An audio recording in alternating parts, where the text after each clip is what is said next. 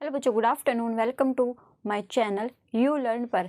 और आज हम पढ़ेंगे क्लास 6 का सामाजिक और राजनीतिक जीवन भाग 1 का चैप्टर नंबर 1 जो है विविधता की समझ। तो बच्चों, जैसे कि इस चैप्टर का नाम है विविधता की समझ, यानी कि विविधता का मतलब क्या होता है पहले हम उसको जान लेते हैं, फिर हम जो चैप्टर है उसके बारे में बाद में पढ़ेंगे। तो विविधता क्या होती है, तो विविधता समझने से पहले हम पढ़ेंगे कि विभिन्नता क्या होती है। यानी कि विभिन्नता वो होती है, जैसे कि आप मान लो फॉर एग्जांपल समझ लो कि आपको बोर्ड पे एक चित्र दिखाई दे रहा होगा। तो इसमें क्या है, मैंने तरह तरह की मतलब अलग अलग कलर्स के अलग अलग साइज की बॉल्स बनाई हैं। ठीक है, तो इसमें क्या है, विभिन्नता है। विभिन्नता का मतलब होता है कोई चीज़ किसी चीज़ से कितनी अलग है। यानी कि कोई भी इसमें कोई भी व्यक्ति आ सकता है, कोई भी वस्तु आ सकती है ना। तो कोई भी कलर्स आ सकता है सॉरी, और कोई भी डिज़ाइन वगैरह आ सकता है। तो जैसे कि हम देखें कि विभिन्नता क्या होती है। विभिन्नता का मतलब ही होता है कि एक चीज़ दूसरी चीज़ से कितनी अलग है, उसमें क्या है, वो विभिन्नता है। अलग होना यानी विभिन्नता होना। तो जैसे कि ये अलग अलग साइज़ के अलग अलग कलर्स के बॉल्स हैं, तो इसमें क्या है, विभिन्नता है। ठीक है, और विभिन्नता अलग अलग कलर्स में हो सकती है, अलग अलग डिज़ाइन में, अलग अलग कलर्स में, अलग अलग साइज़ में। और फिर देखेंगे इसे क्या बोलते हैं, विभिन्नता। ठीक है, कोई चीज़ उससे अलग होने का कारण क्या है। कारण कुछ भी हो सकते हैं, जैसे कि मैंने अभी बताया, साइज़, कलर या फिर डिज़ाइन। तो विभिन्नता किस किस चीज़ में हम देख सकते हैं। पहला, भाषा यानी कि लैंग्वेज, जो हमारी भाषा है। हम भारत में रहते हैं, इंडिया में रहते हैं, तो हमारी क्या है, हिंदी भाषा है। और इंडिया में भी तरह तरह की भाषाएं बोली जाती हैं, तो भाषाओं में भी क्या है, विभिन्नता होती है। फिर नेक्स्ट हमारा समाज। जो समाज में भी क्या है, विभिन्नता होती है। समाज मतलब समाज में कैसे विभिन्नता हो सकती है कि हमारा समाज दूसरे देश के समाज से कितना अलग है। हमारे समाज में वो चीज़ है जो दूसरे देश में नहीं है। तो समाज में भी क्या है, विभिन्नता पाई जाती है। और फिर नेक्स्ट है हमारा थर्ड, त्योहार यानी कि फेस्टिवल। जो फेस्टिवल हमारे भारत में बनाए जाते हैं, जिन्हें हम मनाते हैं फेस्टिवलों को, तो उसमें भी क्या है, विभिन्नता पाई जाती है। वो किस चीज़ को लेकर पाई जाती है, वो है हमारा धर्म को लेकर। जैसे कि आप देखोगे भारत में कई सारे धर्म हैं, हिंदू, मुस्लिम, सिख, ईसाई और भी अन्य धर्म हैं। ठीक है, तो उनके अलग अलग अपने पर्सनल उनके त्योहार हैं। और ऐसा नहीं है कि जैसे कि वो हिंदू के जो त्योहार हैं वो हिंदू लोग ही बनाते हैं, ऐसा नहीं है। भारत में सब मिलकर त्योहारों का मनाते हैं। ऐसा नहीं है कि वो हमारे त्योहार नहीं बना रहे, हम उनके त्योहार नहीं बना रहे, अब ऐसा नहीं है। तो क्या है, त्योहार में भी क्या विभिन्नता होती है, जैसे कि होली, दीपावली, ईद, है ना। तो ये क्या है, त्योहार में भी क्या है, विभिन्नता पाई जाती है। अब हम पढ़ेंगे नृत्य, यानी कि जो डांस होता है। नृत्य का मतलब होता है डांस भी अलग अलग तरह के होते हैं। आपने सुना होगा बेली डांस होता है, चौकड़ी डांस, भांगड़ा डांस। तो ये क्या है, नृत्य में भी क्या है, विभिन्नता पाई जाती है। फिर हमारा पहनावा, यानी कि जो आपका कपड़े पहनने का तरीका है, जो आपकी ड्रेस है वो किस तरह की है। यानी कि जैसे आप जाओगे अलग अलग राज्यों में जाओगे, जैसे कि हम भारत में रहते हैं और हम कहीं घूमने जाते हैं या फिर किसी कारण से यात्रा करने जाते हैं, तो हम देखते हैं कि हम एक क्षेत्र से दूसरे क्षेत्र में जाते हैं, तो वहाँ का जो पहनावा है वो चेंज हो जाता है। जैसे कि आप समझो, आप दिल्ली में रहते हो, तो यहाँ पे क्या है, सब अलग अलग अपनी पसंद से कपड़े पहनते हैं।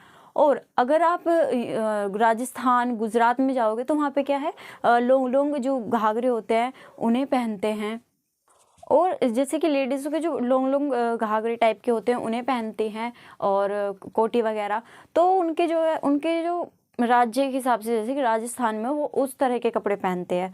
ठीक है, और वहाँ के जो पुरुष हैं, जो वहाँ के मेल हैं, वो कैसे कपड़े पहनते हैं, उनके जो सर पे ना पगड़ी बंधी रहती है ना, और क्या कहते हैं, वो बांधे रखते हैं सर पे। तो आप इस चीज़ को देखकर जान सकते हो कि विभिन्नता पहनावे में भी पाई जाती है। तो हमने समझ लिया विभिन्नता क्या होती है।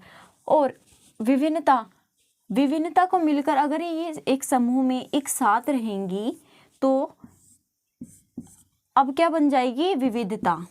विविधता क्यों? क्योंकि इस गोले में क्या है, अलग अलग तरह की बॉल्स हैं, अलग अलग कलर की बॉल्स दिखाई जा रही हैं और साइज भी क्या है इनका अलग है। कोई शेप अच्छी है तो कोई परफेक्ट नहीं है। तो ये क्या बन गया, विविधता, जो कि चैप्टर का नाम है। विविधता की समझ, यानी कि समझ का मतलब होता है अंडरस्टैंडिंग और विविधता का मतलब होता है डाइवर्सिटी। तो डाइवर्सिटी, अंडरस्टैंडिंग डाइवर्सिटी हम इस चैप्टर का नाम है, उसे हम पढ़ेंगे।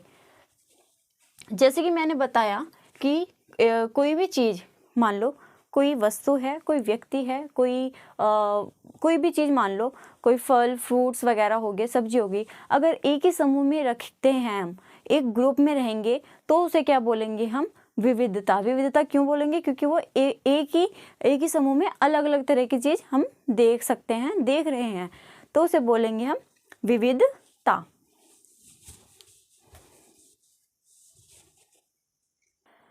तो बच्चों, जैसे कि हमने विविधता जान ली, विविधता का मतलब क्या होता है? विविधता विभिन्नता को मिलकर बनती है।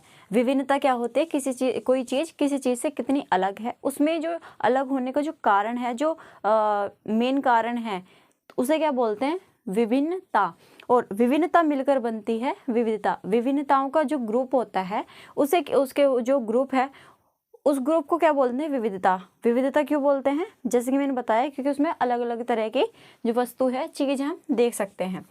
अब विविधता किस किस चीज़ों में पाई जाती है हम देख सकते हैं, उसके बारे में पढ़ेंगे।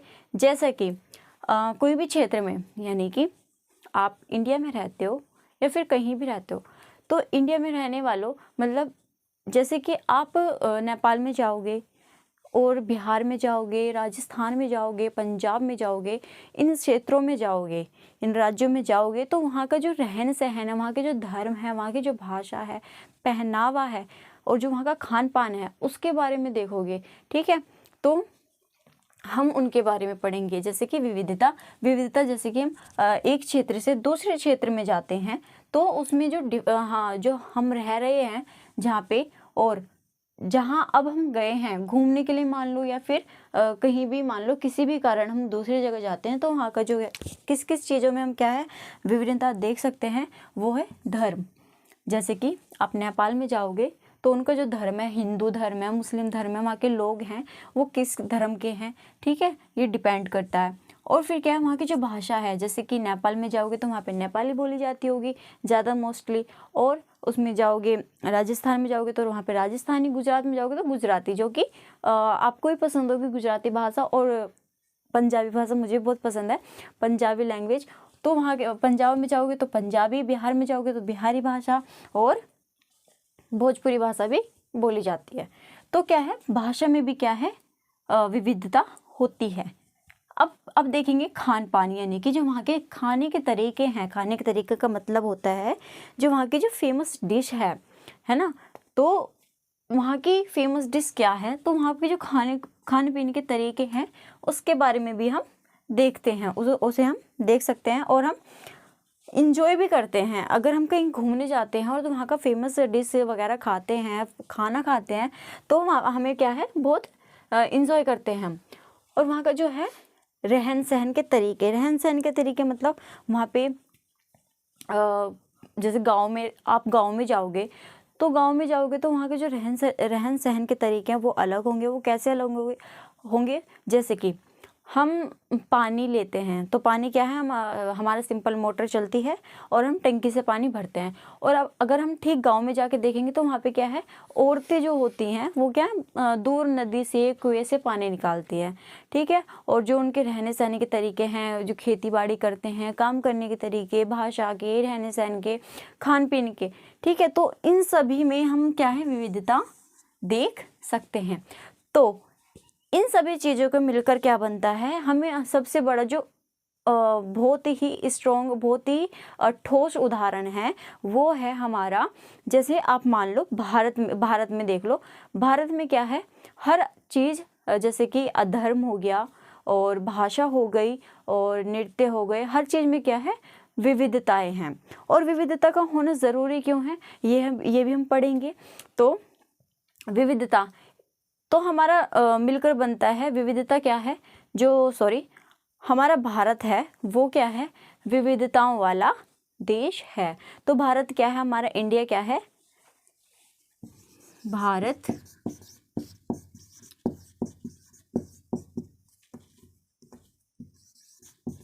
विविधताओं वाला देश है ना। इसमें भारत में क्या है, हर एक चीज़ में, हर छोटी से छोटी चीज़ में क्या है, विविधता हम देख सकते हैं। तो बच्चों जैसे कि हमने देखा विविधता, और हम जैसे कि आप देखोगे, आप अपनी बुक में, एनसीईआरटी की बुक में देखोगे तो जो आपका फर्स्ट पेज है चैप्टर वाला, उस पर आप देखोगे कि एक जो क्लास है, एक क्लास के जो विद्यार्थी यानी कि स्टूडेंट है, उन्होंने अलग अलग स्टूडेंटों ने क्या है, चित्र बनाया है, ड्राइंग की है, और उनमें क्या है, उन्होंने अपनी मर्जी से बनाए हैं, अपने विचार उन्होंने, मतलब किसी में आप देखोगे, किसी में चित्र है, किसी में जो गुड़िया है उसके बाल लंबे हैं, किसी में छोटे हैं, किसी के हाथ में फूल है। तो इसमें क्या है, विविधताएं हैं। तो इसमें भी क्या है, विविधता देख सकते हैं। और हमारा जो बुक में टॉपिक है फर्स्ट, वो है हमारा दोस्ती करना। तो इसमें क्या है, दोस्ती करना, इसमें हमें एक कहानी दी हुई है जो कि 2 समीरों के ऊपर है। इस कहानी में 2 समीर हैं, समीर 1 और समीर 2। हम इनके बारे में पढ़ेंगे। जो समीर 1 है और जो समीर 2 है, उनमें क्या विभिन्नताएं हैं। तो जैसे कि समीर 1 है, वो क्या है, समीर 1 ने स्कूल में पढ़ाई की थी, वो क्या है, पढ़ा लिखा है। और जो समीर 2 है, वो क्या है, सड़कों पर क्या है, अखबार बेचता है। जो रेड लाइट होती हैं उन पे क्या है, अखबार बेचता है और उससे अपना जीवन यापन करता है, और मतलब अखबार बेचकर क्या है, अपना पेट पालता है। और जो समीर 1 है वो क्या है, हिंदू धर्म है, यानी कि जो समीर 1 है उसका क्या है, हिंदू धर्म है। और जो समीर 2 है वो क्या है, मुसलमान है, यानी कि वो मुसलमान धर्म से बिलोंग करता है। और फिर देखेंगे हमारा जो समीर 1 है वो क्या है, अमीर है। और ठीक हम समीर 2 को देखेंगे तो वो क्या है, गरीब है। गरीब क्यों है, क्योंकि उसके पास पैसे नहीं है, पढ़ने के लिए पैसे नहीं है ना। तो वो क्या, अखबार बेच के अपना पेट पालता है। फिर हमारा लास्ट है जो समीर 1 है, वो उसे क्या है, वो अच्छी अंग्रेजी बोलता है, यानी कि अंग्रेजी ज़्यादा अच्छी आती है उसे और बोलता भी है, ठीक है। और समीर 2 को देखें तो वो क्या है, हिंदी भाषा बोलता है, यानी कि भाषा तो ये, इसको भी हिंदी आती है और इंग्लिश भी आती है। लेकिन जो समीर 2 है उसे क्या है, सिर्फ हिंदी भाषा आती है। वो हिंदी भाषा इसलिए आती है क्योंकि वो कभी स्कूल नहीं गए, तो हिंदी भाषा वो बोल लेता है, अंग्रेजी उसको नहीं आती, ठीक है। तो हमने समीर 1 और समीर 2 में क्या है, विभिन्नताएं देखी। तो बच्चों जैसे कि हमने समीर 1 समीर 2 के बारे में पढ़ा, तो उसमें क्या है, हमने विविधताएं भी देखी। विविधता कैसे देखी कि उसमें क्या है, धर्मों में क्या है, विविधताएं हैं। और हम देखेंगे इसमें क्या है, जो समीर 1 और समीर 2 में विविधताएं भी पाई गई, और उसमें क्या है, गैर बराबरी भी पाई गई। क्यों गैर बराबरी क्यों है, कि जो समीर 1 है और जो समीर 2 है वो क्या है, दोनों इक्वल नहीं है, यानी दोनों बराबर नहीं है, वो असमान है। जो समीर 1 है वो क्या है, असमान है, किसके प्रति, समीर 1 के। समीर 2 क्या है, असमान है। और जैसे कि समीर 1 और समीर 2 की जो धार्मिक व सांस्कृतिक पृष्ठभूमि भी अलग है, यानी कि जो उसका समीर 1 है,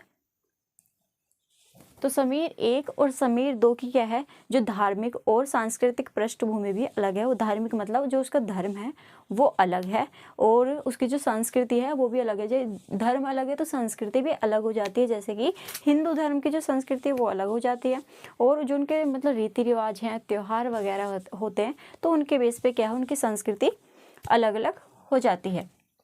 तो समीर 1 और समीर 2 की जो धार्मिक व सांस्कृतिक पृष्ठभूमि है वो भी अलग है। अब हम पढ़ेंगे गैर बराबरी। गैर बराबरी का मतलब जान लेते हैं। गैर बराबरी मतलब असमानता। गैर बराबरी को हम असमानता भी बोल सकते हैं। असमानता का मतलब होता है बराबर ना होना। जैसे कि मैंने बताया, जैसे कि समीर 1 और समीर 2 में क्या है, असमानताएं हमने देखी। तो जो गैर बराबरी है, जो असमानता है, उसका मतलब क्या है उसे जान लेते हैं। जैसे कि गैर बराबरी का मतलब है कि कुछ लोगों के पास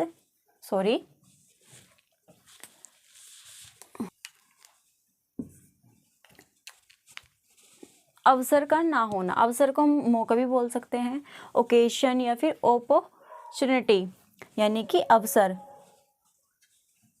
अपॉर्चुनिटी है ना। तो कुछ लोगों के पास अवसर का ना होना। अवसर का हिंदी मतलब आसान है, वो है चांस या फिर मौका। ठीक है, उन्हें मौके नहीं दिए जाते जो कि दूसरों के पास होते हैं। यानी कि गैर बराबरी का मतलब है कि कुछ लोगों के पास अवसर ना होना और ना ही ज़मीन, पैसे जैसे संसाधन जो कि दूसरों के पास हैं। तो इसे क्या बोलते हैं, गैर बराबरी, है ना। तो जैसे कि जो मान लो जो व्यक्ति 1 है और जो व्यक्ति 2 है। एक व्यक्ति वो है जिसको खाने के लिए भी पैसे नहीं हैं, वो पेट भूखा सोता है और ना ही उसे कुछ काम दिया गया है ना, वो बहुत गरीब है और ना ही उसे पढ़ने के मौके दिए गए हैं। तो यानी कि व्यक्ति 1 है और जो व्यक्ति 2 है, यानी कि जो एक व्यक्ति है उसके पास क्या है, खाने के लिए पैसे नहीं है, वो बहुत गरीब है और ना ही पढ़ा लिखा है, ना ही कुछ उसे काम है और वो काम करके पैसे कमा के कुछ खा सकता है, ना ही उसके पास क्या है, ये अवसर नहीं है, उसके पास ये अवसर प्रदान नहीं किए गए। तो वो क्या है, उसमें क्या असमानता है।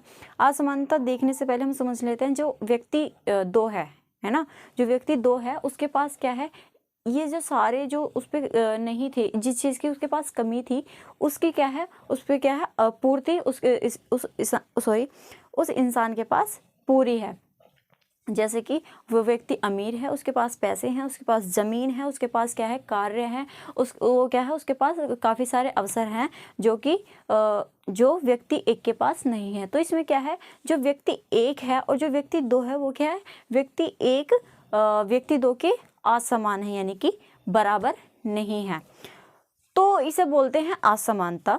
और जो असमानता, जो गैर बराबरी, वो कहाँ से आई, वो आई हमारी जाति व्यवस्था से।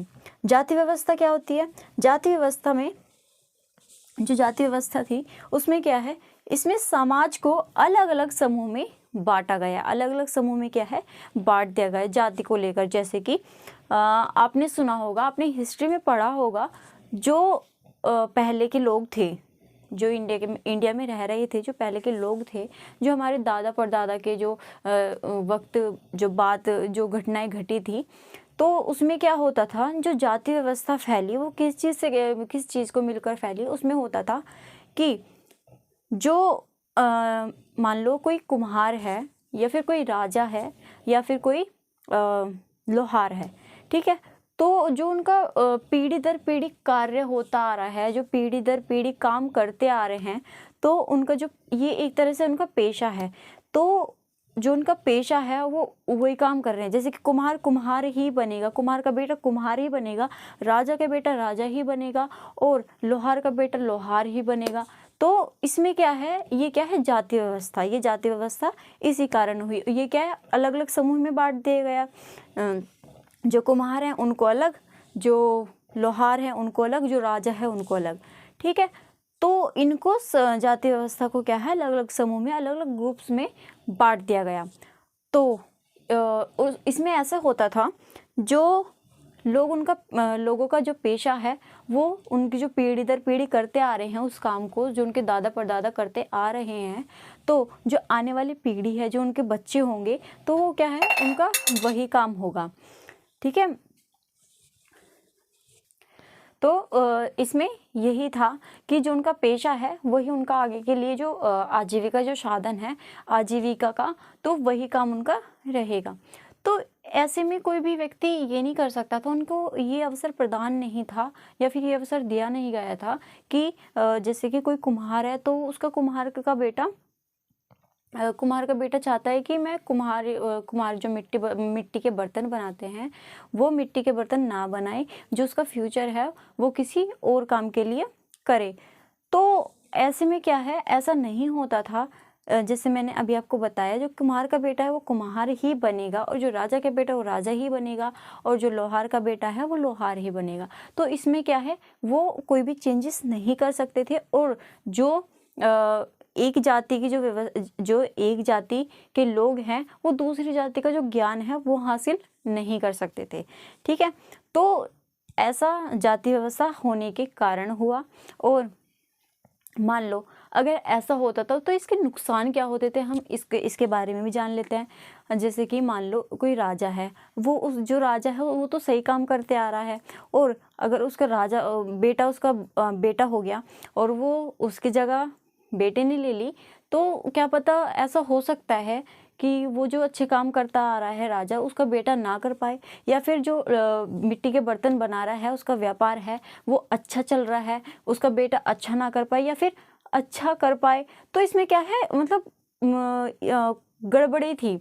गड़बड़ी क्यों थी, वो ये थी कि इससे ना जो अर्थव्यवस्था है, जो देश की अर्थव्यवस्था, उस पर क्या है, बुरा प्रभाव पड़ता है। क्योंकि जो काम अच्छा नहीं होगा तो उसका जो फल भी अच्छा नहीं मिलेगा, है ना। तो ऐसा कोई भी चेंज नहीं कर सकते थे वो लोग।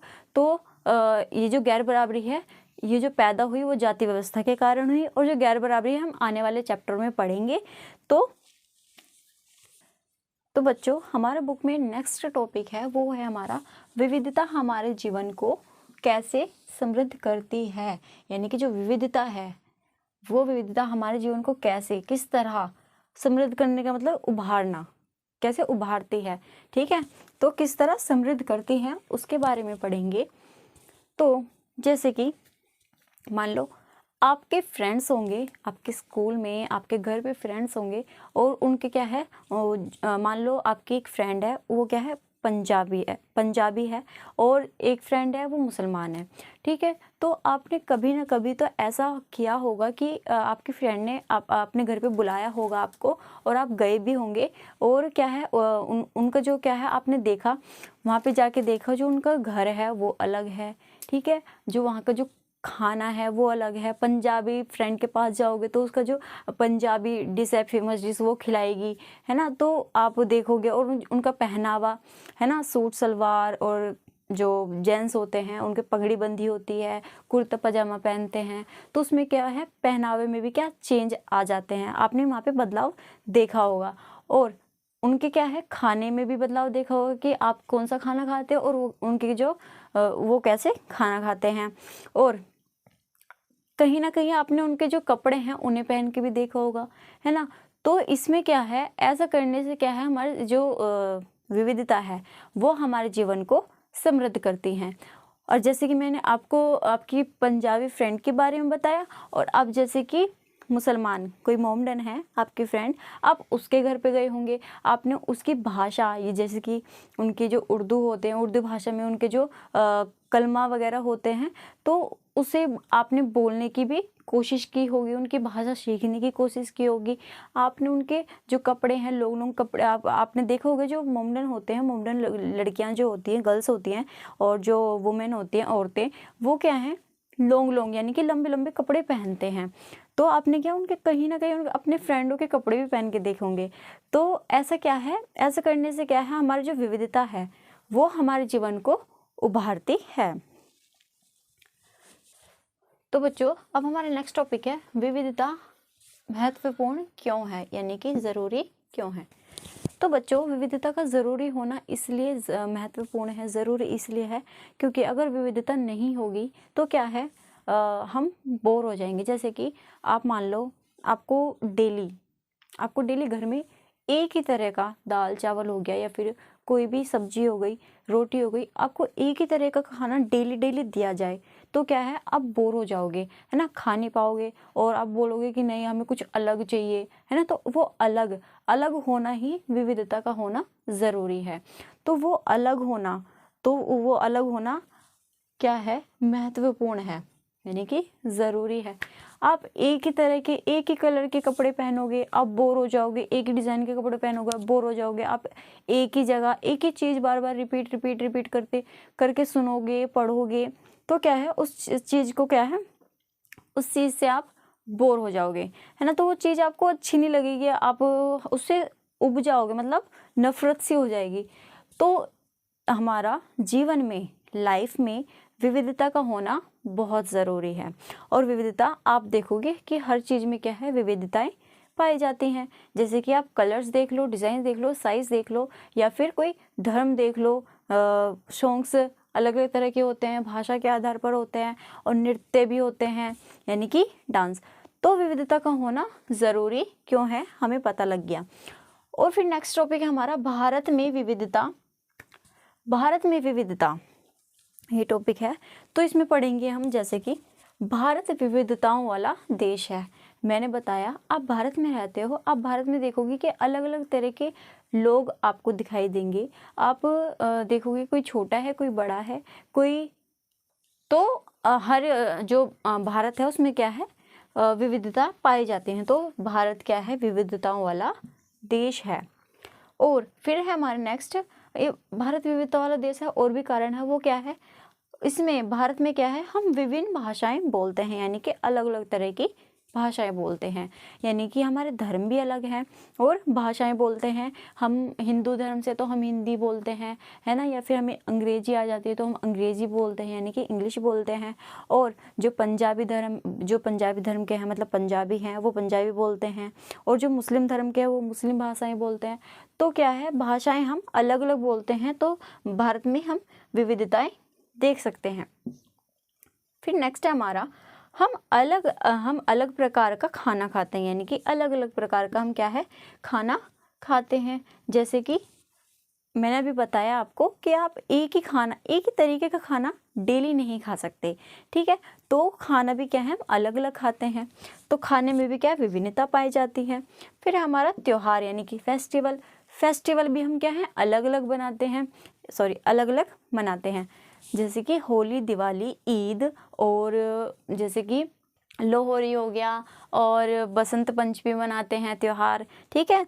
तो रक्षाबंधन, भैया दूज, ये क्या है, त्योहार है हमारे, फेस्टिवल क्या हम मनाते हैं, अलग अलग तरह के त्योहार मनाते हैं।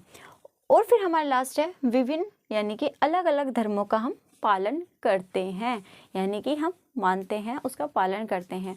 हम हिंदू धर्म से बिलोंग करते हैं तो हम हिंदू धर्म की जो भाषाएं हैं उन्हें बोलते हैं, उन्हें जो उनके रीति रिवाज हैं हिंदुओं के, हम उन्हें मनाते हैं या फिर यूज़ करते हैं, जो कि पहले से चले आ रहे हैं। और आप मुस्लिम धर्म में देखोगे तो आप मुस्लिम धर्म में भी देखोगे कि जो उनके रीति रिवाज हैं वो उनको मानते हैं, ठीक है। तो इसका मतलब है कि हम विभिन्न धर्मों का भी पालन करते हैं।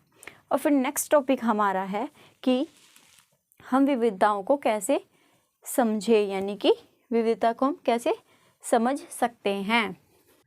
तो टॉपिक जो है वो है हम विविधता को कैसे समझे, यानी हम विविधता को कैसे समझे, किस तरीके से हम समझ सकते हैं, उसके बारे में हम पढ़ेंगे।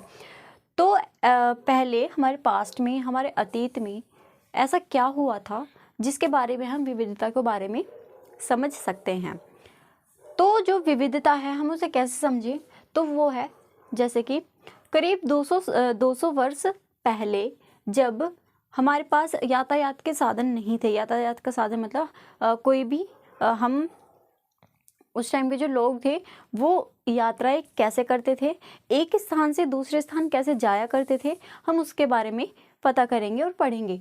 कैसे, जैसे कि जब हमारे पास 200 वर्ष पहले, यानी कि 200 साल पहले जब रेल, हवाई जहाज और बस ये सब नहीं थे, ये यातायात के साधन नहीं थे, तो ये जो हमारे जीवन का हिस्सा नहीं थे, तो लोग कैसे यात्राएं करते थे। तो उन लोगों के जीवन में जो था, उस टाइम पे ना तो बसें होती थी, ना ही रेल और ना ही हवाई जहाज। तो लोग यात्राएं कैसे करते थे तो हम पढ़ेंगे। तो लोग यात्राएं इसलिए करते थे, लोग एक स्थान से दूसरे स्थान ऐसे जाया करते थे, या फिर कोई सामान पहुंचाना हो तो वो पानी के जहाज में या घोड़ों या ऊंट पर बैठकर लोग यात्राएं करते थे और पैदल चलकर। जो लोग थे वो क्या है, पानी के जहाज़ों में बैठकर जाते थे, यानी कि नाव के द्वारा या फिर जहाज होते थे तो उसके द्वारा लोग यात्राएं करते थे। और जो उनका सामान था वो एक स्थान से दूसरे स्थान, यानी कि एक जगह से दूसरी जगह, जैसे नाव के द्वारा लोग यात्राएं करते थे। तो मतलब एक स्थान से ये लोग यहाँ से चढ़े, ठीक है, और दूसरी जगह जाके उतर गए। तो लोग क्या है, नाव के द्वारा यात्राएं करते थे और पैदल चलकर, अगर ये साधन नहीं होते थे तो पैदल चलकर यात्राएं करते थे। और फिर क्या है, लोग यात्राएं क्यों करते थे, लोगों को कारण क्या था यात्रा करने का, अब हम इसके बारे में पढ़ेंगे। वो है पहला, खेती यानी कि कृषि। खेती को हम कृषि भी बोलते हैं। कृषि करना, खेती करना, कृषि करना एक ही बात है। तो खेती के लिए, जैसे कि खेती करने के लिए कोई लोग, मतलब जैसे कि पहले लोग एक जगह पे रह रहे थे, ठीक है, और वहाँ पे ऐसा कुछ हुआ, वहाँ पे उपजाऊ मिट्टी नहीं है या फिर वहाँ पे जगह नहीं है, तो खेती करने के लिए वो सुरक्षित जगह नहीं बची, तो खेती करने के लिए लोग यात्राएं करते थे, एक स्थान से दूसरे स्थान जाते थे। और फिर दूसरा है हमारा जीवन यापन करने के लिए, यानी कि जीवन व्यतीत करने के लिए। वो इसीलिए कि एक जगह जब रहते हैं तो क्या पता वहाँ पे काम ना मिले या फिर और भी कोई प्रॉब्लम्स हो सकती हैं, जिसके द्वारा लोग जीवन यापन करने के लिए एक स्थान से दूसरे स्थान जाया करते थे।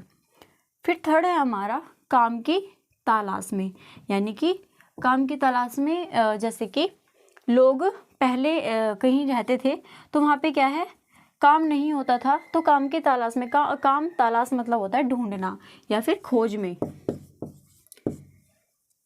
काम की खोज में भी लोग जाते थे एक स्थान से दूसरे स्थान और यात्राएं करते थे। और फिर है युद्ध के कारण, यानी कि युद्ध के कारण भी, युद्ध जैसे कि एक जगह पे युद्ध हो जाता था तो उन्हें क्या अपना घर बार छोड़ना पड़ता था, घर बार छोड़ के दूसरे गांव या फिर दूसरी जगह जाके बसना पड़ता था और वहाँ पे जाके अपना जीवन व्यतीत करना पड़ता था, और लोग करते भी थे। तो फिर पांचवा क्या है, हमारी प्राकृतिक आपदाओं के कारण,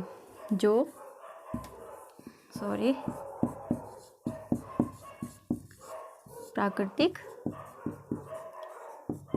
आपदाओं के कारण। प्राकृतिक आपदाएं क्या होती हैं, पहले उन्हें जान लेते हैं। प्राकृतिक आपदा वो होती हैं, आपदा मतलब घटना जैसे कि हमें पता ही नहीं होती, हमें बिना बताए आती है या फिर हमें पता नहीं होती जो घटना होती है, तो वो प्राकृतिक आपदाएं होते हैं। प्राकृतिक मतलब जो हमारे प्रकृति से जुड़ी हुई हो, जैसे कि पहला है हमारा बाढ़। ये क्या है, प्राकृतिक आपदाएं, बाढ़, सुनामी, अकाल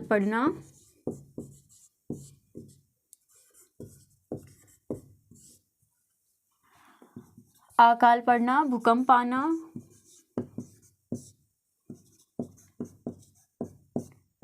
इत्यादि।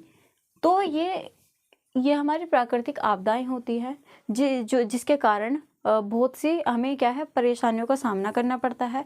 तो लोग इस कारण भी क्या है, यात्राएं करते थे। तो अब हम पढ़ेंगे कि ऐसा करने से क्या क्या फायदे होते थे, यानी कि लोग यात्रा, ऐसा करने का मतलब यहाँ पे यात्रा करने, यात्रा। तो लोग एक जगह से दूसरी जगह जाया करते थे, और क्यों जाते थे ये हमने पढ़ लिया। अब हम पढ़ेंगे इसके फायदे क्या होते थे, ठीक है। तो वो है,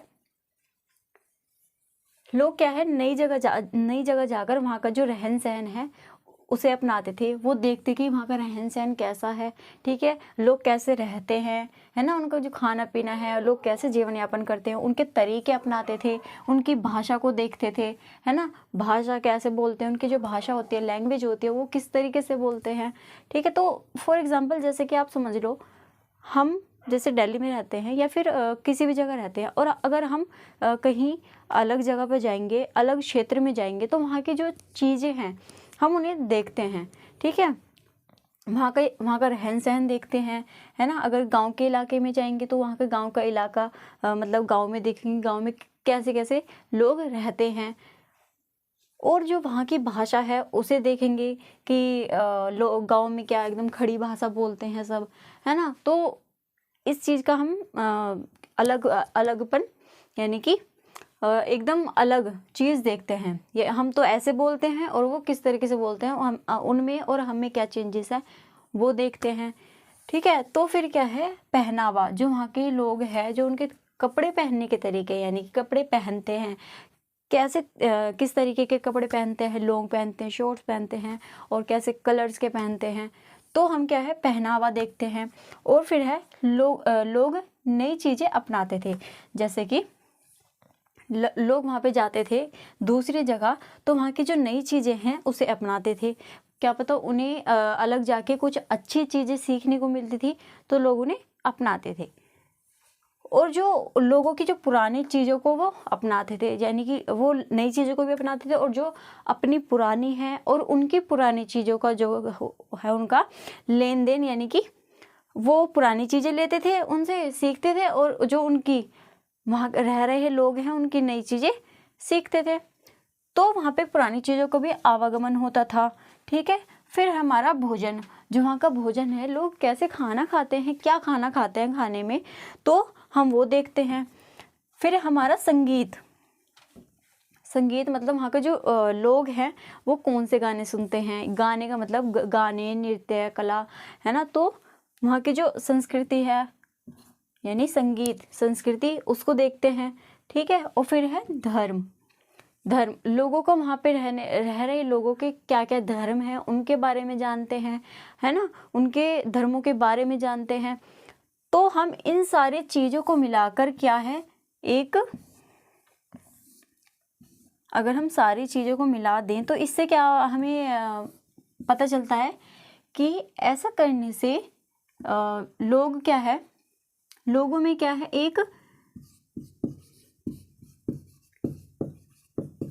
मिली जुली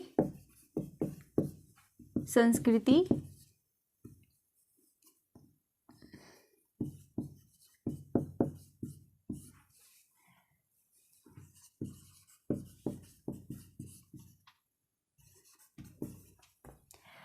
तो लोग ऐसा करते थे, इससे क्या है, इससे एक मिली जुली संस्कृति उभरती थी, यानी कि एक मिली जुली संस्कृति उभरती थी। मिली जुली का मतलब उनकी जो लोगों की पुरानी चीज़ें हैं वो उन्हें अपनाते थे, और जो वहाँ रह रहे लोग हैं वहाँ पर जाकर उनकी जो नई चीज़ें हैं उन्हें अपनाना, यानी कि लोगों का जो मिश्रित संस्कृति हो जाती थी।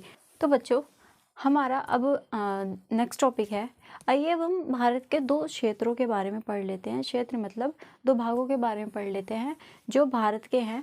वो पहला है लद्दाख और दूसरा है केरल, ठीक है। तो लद्दाख के बारे में पढ़ेंगे हम पहले। तो इसमें क्या है, पहले हम देख लेते हैं लद्दाख कहाँ है भारत में। जैसे कि हमारा भारत का मैप है, भारत का नक्शा, तो इसमें देखेंगे हम लद्दाख कहाँ है, तो वो क्या है, जम्मू कश्मीर में जो पूर्व में जम्मू कश्मीर के जो पूर्व में स्थित है एक रेगिस्तानी इलाका है जो लद्दाख है। ये यहाँ पे क्या है, लद्दाख, और ये क्या है, एक पहाड़ी इलाका है, ठीक है। और ये यहाँ पे क्या है, बहुत बर्फ पड़ती है।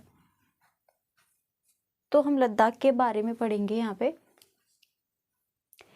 पहले हम पढ़ लेते हैं कि विविधता का से मतलब क्या है। इसमें क्षेत्रों की विविधता पर उसके ऐतिहासिक और भौगोलिक कारकों पर क्या असर पड़ता है उसके बारे में पढ़ते हैं, ठीक है। कि जो विविधता है तो उसका जो ऐतिहासिक यानी कि विविधता मतलब जो क्षेत्रों की विविधता है उसके बारे में पढ़ेंगे। जैसे कि लद्दाख है तो लद्दाख के वहाँ पे जो उसकी ऐतिहासिक और जो भौगोलिक कारकों पर क्या असर पड़ता है उसके बारे में पढ़ेंगे। तो वो है लद्दाख। हम पहले लद्दाख के बारे में पढ़ेंगे। इसके पहले भारत में दो क्षेत्रों के बारे में पढ़ेंगे इस चैप्टर में, पहला लद्दाख और दूसरा केरल। तो पहला है लद्दाख। लद्दाख क्या है, जम्मू कश्मीर के पूर्व में पहाड़ियों में बसा एक रेगिस्तानी इलाका है। यानी कि जैसे मैंने बताया जम्मू कश्मीर में जो पूर्व में, जम्मू कश्मीर के पूर्व में और पहाड़ियों में बसा हुआ एक क्या है, रेगिस्तानी इलाका है। और पहले हम देख लेते हैं रेगिस्तान कितने तरह के होते हैं। तो रेगिस्तान होते हैं हमारे दो तरह के, रेगिस्तानी होते हैं दो तरह के। पहला होता है हमारा ठंडा रेगिस्तान और दूसरा गर्म रेगिस्तान। जो ठंडा रेगिस्तान है वो क्या है, लद्दाख में है, ठीक है। और जो गर्म रेगिस्तान है वो कहाँ है, राजस्थान में, वहाँ पे बहुत गर्मी होती है, ठीक है। तो रेगिस्तान क्या है, दो तरह के होते हैं, गर्म और ठंडा। फिर इस क्षेत्र में बिल्कुल बारिश नहीं होती। जो लद्दाख है इस क्षेत्र में क्या है, बिल्कुल भी बारिश नहीं होती। और यह इलाका हर वर्ष काफ़ी लंबे समय तक बर्फ से ढका रहता है। मैंने बताया ना अभी कि ये क्या है, जम्मू कश्मीर में पहाड़ियों में बसा एक बर्फीला रेगिस्तान है, ठीक है। तो यहाँ पे क्या है, बिल्कुल बारिश नहीं होती। और दूसरा, काफ़ी लंबे समय तक ये जो पहाड़ियों से ढका रहता है ये इलाका। और लोग पीने के पानी के लिए गर्मी के महीनों में पिघलने वाली बर्फ़ पर निर्भर रहते हैं। लोग वेट करते हैं कि कब गर्मी का महीना आएगा और कब हमें पानी पीने को मिलेगा, क्योंकि यहाँ पे क्या पानी होता नहीं है, बर्फ़ रहती है हमेशा। तो लोग निर्भर का मतलब डिपेंड रहते हैं गर्मी के महीनों में कि गर्मी होगी और बर्फ़ पिघलेगी तो हमें पानी यूज़ करने के लिए और पीने के लिए मिलेगा। फिर है हमारा नेक्स्ट, यहाँ के भेड़ों से पश्मीना ऊन मिलता है। जो लद्दाख में जो भेड़ होते हैं उन्हें लोग पालते हैं और उन भेड़ों से क्या है, पश्मीना ऊन मिलता है, वो उन्हें बनाते हैं, पश्मीना ऊन को बनाते हैं। तो यहाँ के भेड़ों से, भेड़ जो होते हैं वहाँ से पश्मीना ऊन मिलता है, जो कि बहुत ही कीमती होता है। कीमती मतलब बहुत महंगा होता है। और लोग क्या है, इसका व्यापार करते हैं। तो ये जो ऊन है तो ऊन का व्यापार करते हैं लोग। और क्या है, वहाँ पे लोग ऊन से क्या है, कपड़े बनाते हैं। कोई शॉल हो गई, कपड़ा जैसे कि जैकेट, जर्सी, स्वेटर, तो ये सब लोग ऊन से बनाते हैं। और ये क्या है, बहुत कीमती होता है।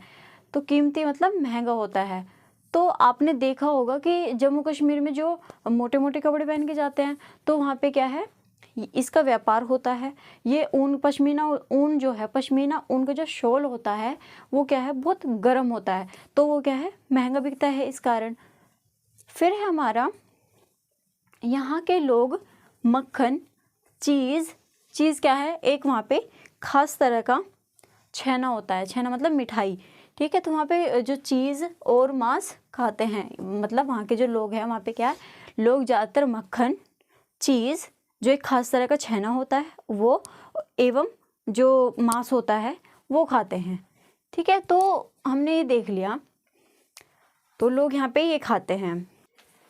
तो जो लद्दाख के लोग हैं उनके बारे में पढ़ेंगे। लद्दाख के लोग जो है, लद्दाख के लोग गाय, बकरी, भेड़ पालते हैं। और यहाँ याक भी होते हैं। यहाँ पे क्या, गाय, बकरी, भेड़ और याक हमें देखने को मिलते हैं। और जो गाय, बकरी, जो भेड़ हैं इन्हें लोग पालते हैं। और आपने बुक में देखा होगा जो काफ़ी सारी आंटियाँ हैं वो क्या हैं, जो पश्मीना ऊन से शॉल बनाती हुई नज़र आ रही है चित्र में। तो अब क्या है, लद्दाख के रास्ते तिब्बत भी पहुंचा जा सकता है। तिब्बत भी पहुंचा जा सकता है। और मध्य एशिया के काफिले अपने साथ मसाले जो होते हैं, मसाले, कच्चा रेशम, दरिया आदि लेकर चलते थे। जो मध्य एशिया के जो काफिले, जो मतलब ग्रुप के साथ चलते थे मध्य एशिया के लोग, वो क्या है, अपने साथ यहाँ पे आते थे। तो वो साथ में क्या, मसाले, कच्चा रेशम और दरिया लेकर, आदि मतलब इन सब चीज़ों को लेकर वो चलते थे।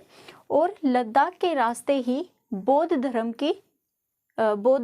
तिब्बत पहुंचा, बौद्ध धर्म जो बौद्ध धर्म है वो तिब्बत पहुंचा। पहले लद्दाख में हुआ था बौद्ध धर्म की स्थापना, फिर उसके द्वारा क्या है तिब्बत पहुंचा। जो लद्दाख के रास्ते ही बौद्ध धर्म जो है, बौद्ध धर्म तिब्बत पहुंचा। फिर जो बौद्ध धर्म है उसकी जो स्थापना हुई थी वो हुई थी 6ठी शताब्दी में, और जो लद्दाख में स्थापना हुई थी बौद्ध धर्म की वो हुई थी 2री शताब्दी में, यानी कि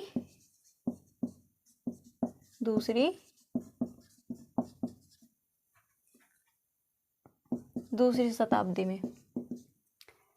और लद्दाख को छोटा तिब्बत भी कहते हैं। जो लद्दाख है उसे क्या है छोटा तिब्बत भी कहते हैं। और करीब 400 साल पहले यहाँ पर लोगों का इस्लाम धर्म से परिचय हुआ, और अब यहाँ अच्छी खासी संख्या में मुसलमान रहते हैं। यानी कि 400 वर्ष पहले यहाँ पे लोगों का जो परिचय हो इस्लाम धर्म से हुआ, और अब क्या है अब अच्छी खासी संख्या में यहाँ पे क्या मुसलमान रहते हैं, यानी कि मोमडन जो होते हैं वो रहते हैं। फिर लद्दाख में गानों और कविताओं का बहुत ही समृद्ध का मतलब होता है बहुत ही बड़ी संख्या में, बहुत ही फैला हुआ, ठीक है। समृद्ध मौखिक संग्रह, मौखिक होता है जो मुंह से बोला गया हो, ठीक है। तो बहुत ही मौखिक संग्रह है कविताओं और गाने का। और फिर तिब्बत का ग्रंथ है वो है केसर सागा, जो है वो लद्दाख में काफ़ी परिचित है, यानी कि बहुत फेमस है। जो ग्रंथ है तिब्बत का जो ग्रंथ है केसर सागा, वो क्या है लद्दाख में काफ़ी परिचित है, यानी कि बहुत फेमस है। और लोग इस ग्रंथ को स्थानीय रूप से मुसलमान और बौद्ध दोनों ही धर्म गाते हैं। यानी कि जो तिब्बत का जो ग्रंथ है केसर सागा, उसे क्या है दोनों धर्मों के लोग बहुत ही गाते हैं। जैसे कि 2 धर्म के लोग हैं, पहला है बौद्ध धर्म और फिर क्या है मुस्लिम धर्म, तो दोनों धर्मों के लोग इसे क्या है गाते हैं।